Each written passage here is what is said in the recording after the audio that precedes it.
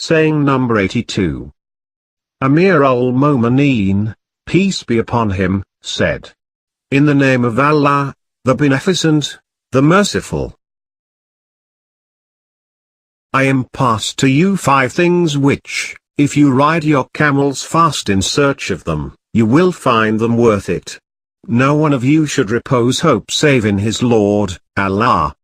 No one of you should fear anything save his sin. No one should feel ashamed of saying I do not know when he is asked a matter which he does not know. No one should feel ashamed of learning a thing that he does not know.